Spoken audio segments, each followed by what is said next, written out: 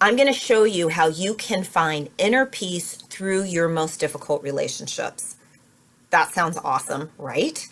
You can find peace, power, and prosperity by addressing your most difficult relationships and doing this one technique. Are you ready? Ready.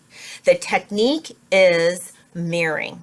Now, I know you may have heard about it before, but I'm going to put a spin on it that is going to make it more practical and meaningful for you. Yes? Yes. So mirroring simply means that the person that I am having difficulty with, it's really everybody, but it's really the person that I'm having the most difficulty with, is mirroring either my behavior or is mirroring how I feel about myself. So this is where most people get stuck, because typically they've been taught that mirroring is just about the behavior, and that's not true. It's actually only about 25%. This is my unscientific my unscientific survey, but it's a small percentage of time that someone is actually mirroring your behavior. So for example, Susan's not a great listener.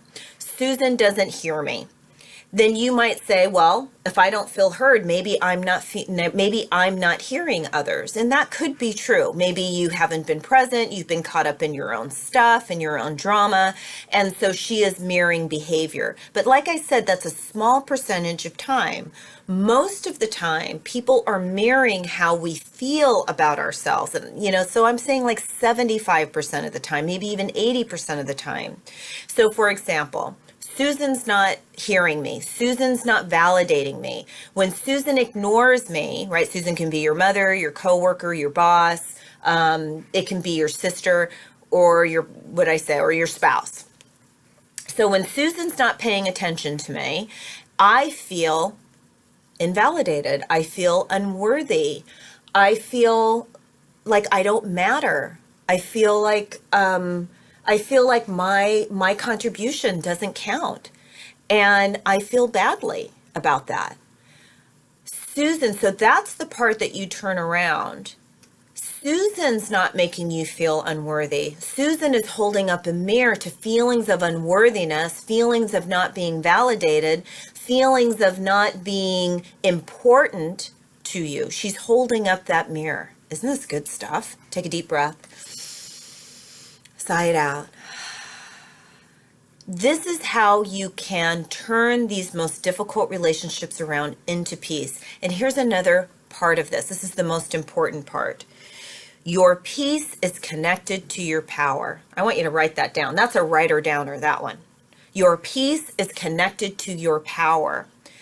If you are waiting for Susan to change, if you are waiting for your boss to change, for your partner to change, for your teenager to change, so that you feel validated, you feel whole, and you feel worthy, you are going to wait forever.